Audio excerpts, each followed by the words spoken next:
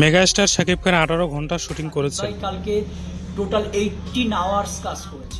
দরদ টিমের সবাই ক্লান্ত হলেও ক্লান্ত হয় না সুপারস্টার শাকিব খান। আমরা বলছিলাম তো না একটু ওয়েট করি, কিন্তু সিকোয়েন্সের ফ্লোর জন্য উনি এতটা হার্ড ওয়ার্ক। দরদ সিনেমার জন্য এত হার্ড ওয়ার্ক করেছেন, এর আগে কোনো ছবিতে করেনি শাকিব খান।